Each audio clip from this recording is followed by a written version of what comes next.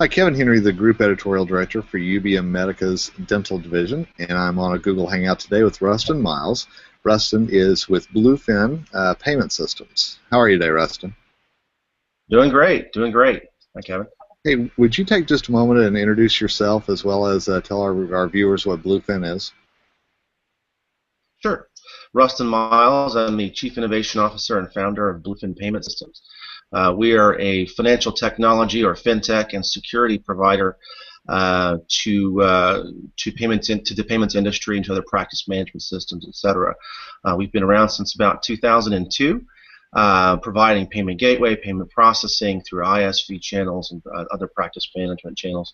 And we're here today to really kind of talk about some things to do with security solutions. Obviously, the topic of security has been sensationalizing over the last 15 months based on some major retailer breaches in the news. So there are some things that merchants and retailers and practitioners can do to protect themselves, and I'd like to discuss some of those things. Well, and that leads into the webinar that you're going to be one of the leaders of about the shift to the pin and chip credit card and really what that means for the dental practice. And, you know, my first question is, I don't know how many people have heard of the pin and chip and the shift and what's coming. So could you just kind of give a brief overview of what it is and again, what it's going to mean to our viewers? Sure. The shift to chip and pin has been shifting for quite some time. You know, I've been hearing about it for the last 10 years, if you will, within the payments industry. In 2008, the UK had full adoption of EMV chip and pin, and there's a lot of things we've learned from their adoption of that payment vehicle over there that hopefully we can get better during our implementation, and certainly companies like Bluefin are here to assist merchants and providers of merchant services and getting it right this time. And we can go into that. But chip and pin, what it actually is it puts in a dynamic chip within each card instead of a magnetic stripe that's in there that's static. It puts in a dynamic chip that changes with each transaction. So what this does is it really beefs up the security behind the card, the security token, if you will, called a credit card. It really beefs up that that security. Sorry about that, and really it disallows the card from being counterfeited. Also, if it's lost or stolen, the PIN comes in. If someone pulls it out of your wallet or you leave it somewhere and they try to use the card, the PIN's going to come in and protect it. So really what EMV or chip and PIN or smart cards are doing is protecting the card and helping merchants prevent fraud from coming in their front door. What we've really learned is that that's only half the battle. You know, over the last 15 months, you know, with all the retailer breaches, it wasn't so much bad cards coming in the front door with fraud prevention being needed, where EMV could have helped, so much as it was card data going out the back door due to data breaches, you know, insecure systems leaking data through malware, etc. And so really it takes a holistic view, a layered approach to security, including EMV for fraud prevention. Obviously you want to protect yourself. You don't want to receive a bad, lost, stolen, or counterfeit card as a merchant or retailer or practitioner, but also you want to protect your system so data is not flowing out, and that's data security tools such as point-to-point encryption and tokenization, and that's really where Bluefin comes in. The move to EMV, chip card, smart card, that's coming. That's being pushed by the issuers, all the big banks, etc. It's going to happen. The liability shift starts to happen in October. But really, what we're learning from the UK experience of adoption is that what merchants need to do is encrypt this data end to end as it goes into the swiper. If it's an EMV, as it goes into the DIP, if it's keyed in, as it goes into the keypad, it's encrypted.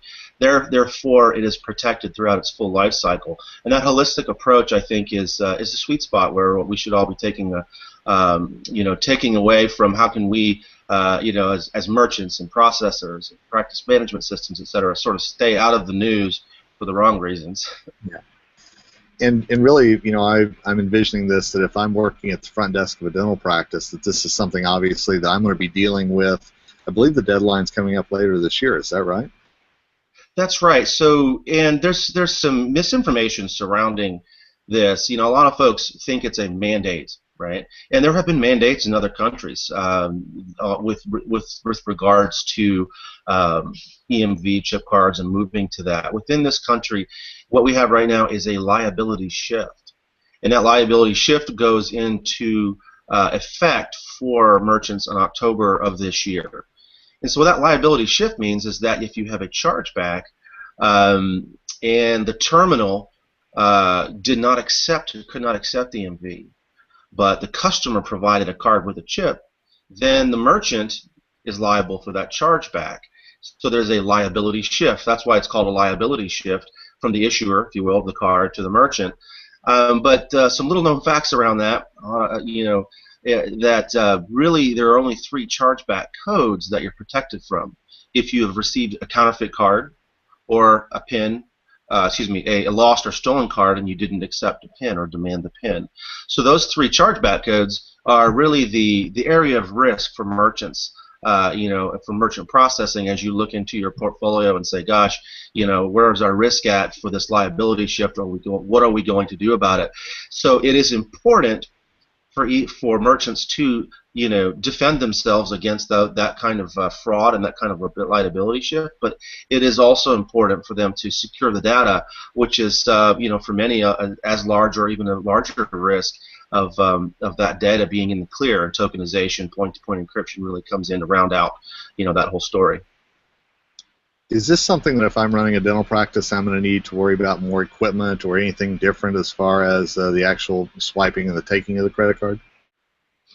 So much is going on in the cloud these days, right? Everything's moving from the real reality to the virtual reality to being cloud-based, and it's important. It's opening up so many new avenues for commerce, for engagement, for everything, all the good stuff that we know about. But what it's also doing is it's opening up areas for insecurity.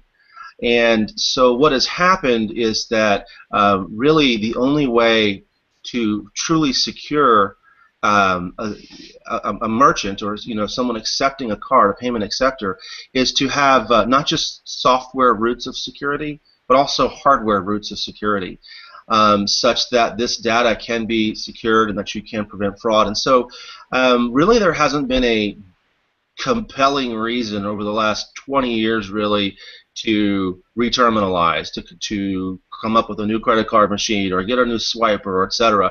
And we really now have 2 reasons. We have the EMV chip card liability shift, which is driving you to say, gosh, if you're going to reterminalize here's the time to do it because you have to accept this new chip.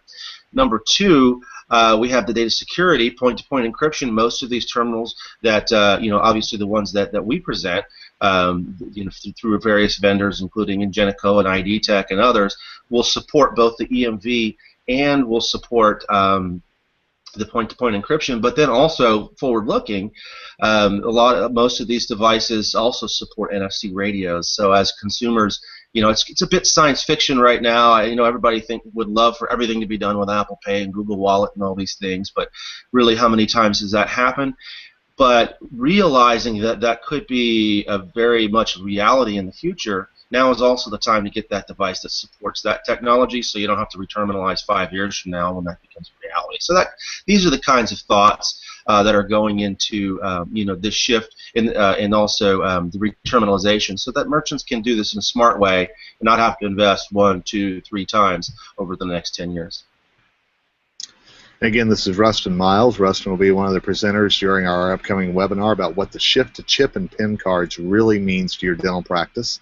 Bluefin is one of the presenters, as well as Curve Dental. So, Ruston, really appreciate your time, and obviously looking forward to learning more during the upcoming webinar. Absolutely, looking forward to it. Thanks, man. Take care.